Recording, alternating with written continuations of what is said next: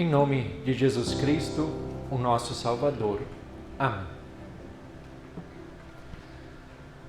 Semana passada, respondemos uma pergunta muito importante. Quem é Jesus Cristo? Para nós é uma resposta bastante óbvia, mas vimos que tanto na época de Jesus e também em nossos dias, há muitas pessoas que não fazem a menor ideia de quem realmente é Jesus Cristo. E hoje queremos responder outra pergunta muito importante. Para que Jesus Cristo veio ao mundo? Para nós, a resposta para essa pergunta pode também ser bastante óbvia. Mas será que todas as pessoas sabem o real motivo da vinda de Jesus Cristo ao mundo? Vamos começar pelo nosso texto bíblico. Será que naquela época, na época de Jesus, as pessoas sabiam o real motivo de sua vinda? Se muitos na época nem sequer sabiam quem era Jesus Cristo, é bem provável que também muitos não faziam a menor ideia do objetivo de sua vinda ao mundo. E aqueles que talvez até soubessem quem era Jesus Cristo, talvez tivessem uma ideia distorcida do motivo de sua vinda. E vamos nos concentrar nos discípulos. Será que os discípulos sabiam o real motivo da vinda de Jesus Cristo ao mundo? Quanto a quem era Jesus Cristo, nós vimos que eles sabiam. Pedro foi claro, objetivo, ele acertou em cheio que Jesus era o Cristo, o Filho do Deus vivo. Mas e quanto à vinda, ao motivo da vinda de Jesus Cristo? Será que isso também estava tão claro assim para os discípulos? E o texto do Evangelho de hoje nos mostra que não.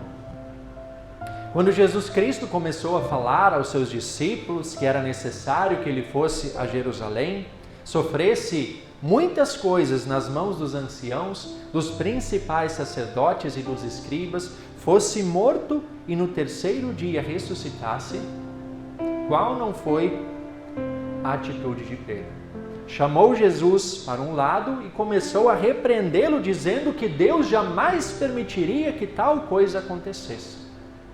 O que Pedro estava tentando fazer? Pedro queria desviar Jesus do caminho da cruz. Pedro parece sugerir um caminho alternativo, um caminho mais fácil, mais tranquilo, para evitar toda aquela dor, aquele sofrimento, aquela oposição que Jesus estava indicando que viriam pela frente. A proposta de Pedro parece boa, parece atraente, afinal, quem aqui gosta de sofrer? Ninguém gosta de sofrer. É interessante que propostas semelhantes também já haviam sido feitas a Jesus um pouco antes. Por quem? Pelo diabo. Quando no deserto, diante da fome, pediu que Jesus transformasse pedras em pão. Quando pediu que Jesus se jogasse do alto de um templo, pois os anjos de Deus o protegeriam. Quando o diabo ofereceu todos os reinos do mundo em troca de adoração. Em última análise, as propostas do diabo e a proposta de Pedro tinham um único e mesmo objetivo: desviar Jesus Cristo do caminho da cruz. Por isso, o grande Pedro, o líder dos discípulos que após sua confissão de fé havia recebido merecidos elogios, agora é duramente repreendido por Jesus. Saia da minha frente, Satanás! Você é para mim uma pedra de tropeço, porque não leva em consideração as coisas de Deus, e sim as dos homens. Jesus diz palavras duras, mas são palavras necessárias. Jesus sabia exatamente o objetivo de sua vinda a esse mundo. E em momento algum ele cedeu a qualquer tipo de caminho alternativo que o desviasse desse caminho da cruz. E se Jesus veio para trilhar o caminho da cruz, ele também deixa bem claro que os seus seguidores também enfrentariam esse caminho. Se alguém quer vir após mim, negue a si mesmo, tome a sua cruz e siga-me. Pois quem quiser salvar a sua vida, a perderá. E quem perder a vida por minha causa, esse a achará. A proposta de Pedro mostra que os discípulos poderiam até saber quem era Jesus Cristo. Mas eles ainda estavam bastante confusos sobre o real motivo de sua vinda ao mundo. E não eram apenas os discípulos, porque a maioria dos judeus nutria expectativas de que o Messias fosse um líder terreno, um líder político, alguém que viesse para libertá-los da opressão romana. E sabendo disso, nós podemos concluir que até faz sentido o que Pedro propõe. Como poderia o Messias passar por humilhação? Como poderia o Messias ser envergonhado, derrotado, se é ele quem deveria humilhar e derrotar os inimigos do povo judeu, para que assim fossem libertados daquela opressão que viviam? O que os discípulos e a maioria dos judeus não compreendiam é que essa libertação que Jesus viria trazer não seria uma libertação terrena, mas seria uma libertação espiritual. E que a vitória viria não pelo vencer de uma batalha terrena, de uma guerra, mas pela humilhação e pela derrota da morte de cruz. Se muitos judeus aguardavam por glória, Jesus Cristo lhes trouxe a cruz. E foi justamente na cruz que esteve escondida a verdadeira glória de Deus, que pela morte do seu único Filho salvou a humanidade da perdição eterna. É interessante que essa confusão entre glória e cruz ainda hoje persiste. Assim como naquela época, atualmente também há muitos que ainda não compreenderam o real motivo da vinda de Jesus Cristo ao mundo. Assim como Pedro, assim como os demais discípulos e muitos judeus daquela época, também hoje muitas pessoas querem trilhar e propor caminhos alternativos para os cristãos. Caminhos que evitem a dor, que evitem a cruz, que evitem o sofrimento. E isso é muito preocupante. Ainda mais preocupante são aqueles que amaldiçoam ou até mesmo demonizam a cruz e o sofrimento. Não é raro ouvirmos por aí falsas teologias afirmando que se você sofre, se você está doente, se você não prospera, é porque não tem fé o suficiente. Ou poderíamos dizer, se você passa por situações difíceis na vida, você não é cristão de verdade. Porque se você for cristão de verdade, se você tiver uma grande fé em Deus, confiar em Deus, Ele será obrigado a lhe dar somente coisas boas. E eu pergunto, será que existe base bíblica para isso? Para esse tipo de ensino?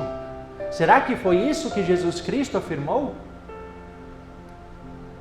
Se alguém que quer vir após mim, negue a si mesmo, tome a sua cruz e siga-me.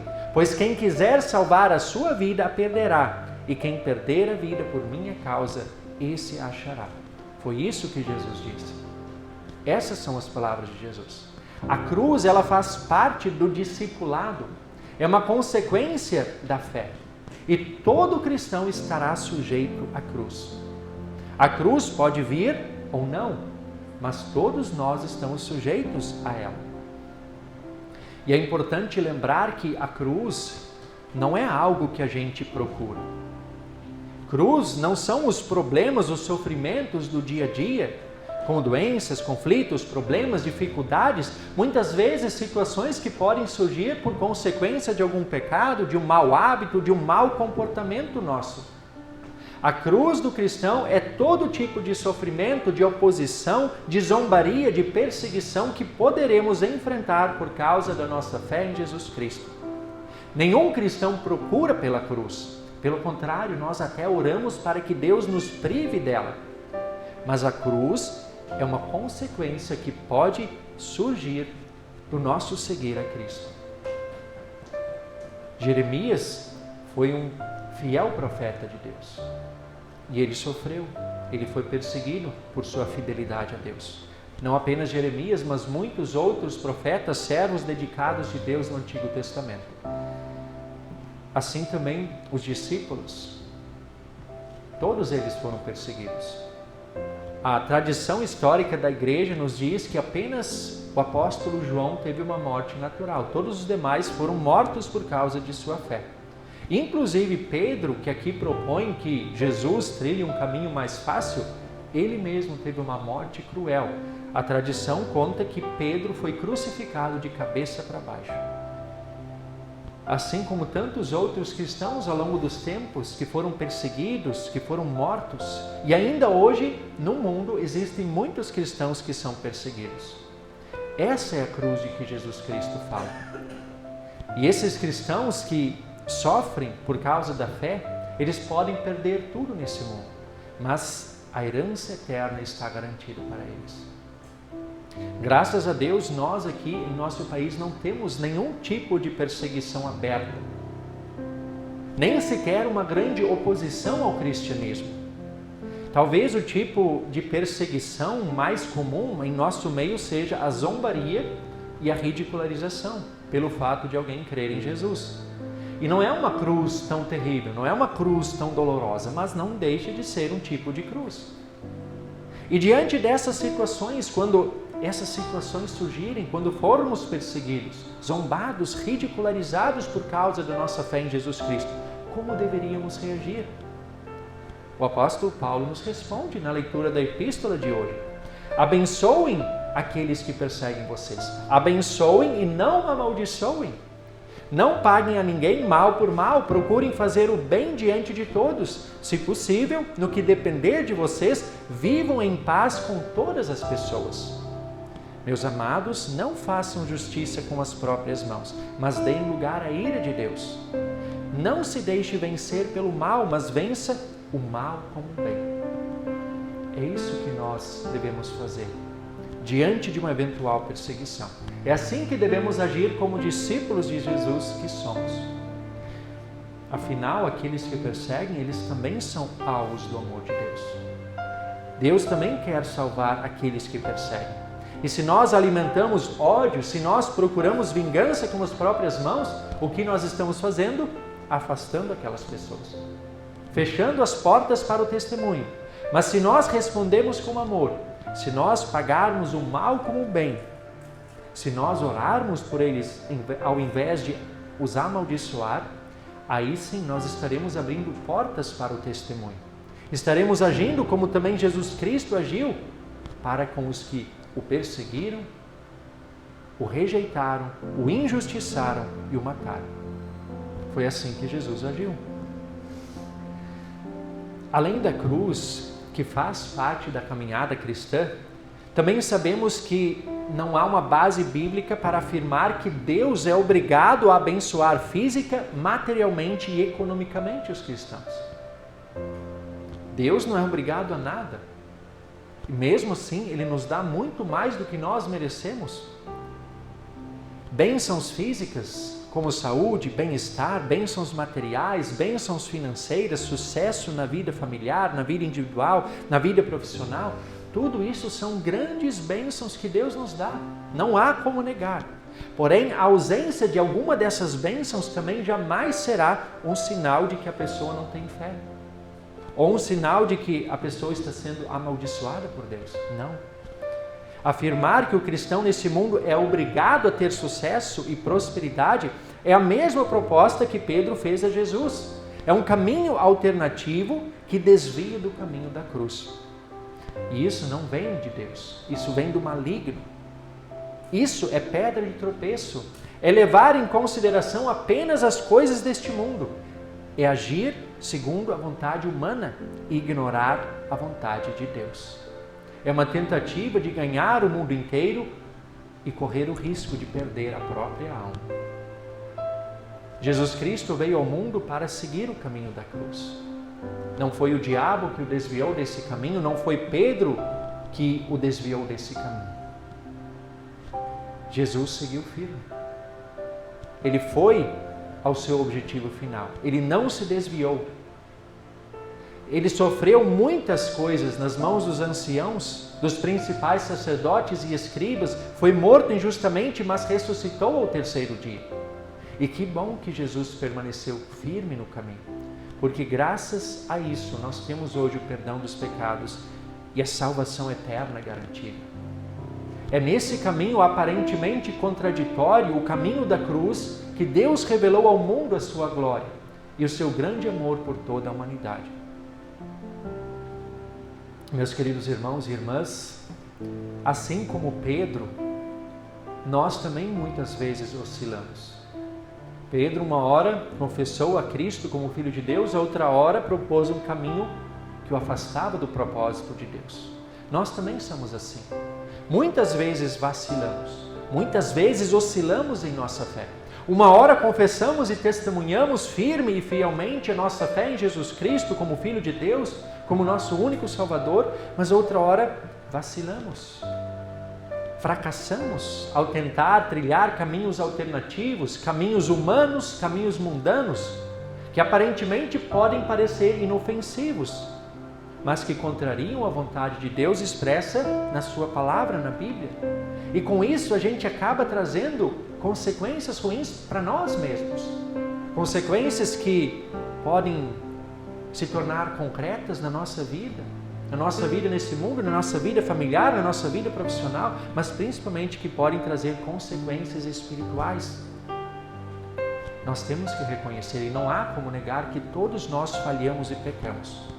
Por isso, o nosso consolo sempre estará na certeza de que Jesus Cristo não vacilou e nem desviou do caminho da cruz, mesmo que nós muitas vezes tentemos desviar. E foi justamente nesse caminho da cruz que Jesus Cristo esmagou a cabeça da serpente, como mostra a imagem. Na cruz. Na cruz se cumpriu a primeira promessa messiânica, feita logo após a queda em pecado, em Gênesis 3,15, que o descendente da mulher viria esmagar a cabeça da serpente. Por isso nós sabemos, e essa é a nossa grande certeza, de que mesmo em meio aos nossos fracassos, aos nossos tropeços e vacilos, Jesus Cristo sempre de novo estará pronto para nos receber de braços abertos e nos perdoar de todos os nossos pecados. Essa é a sua missão. Foi para isso que ele veio. Foi para isso que ele seguiu firme até a cruz. Foi justamente por isso que ele veio a este mundo. Obrigado por tanto amor. Amém.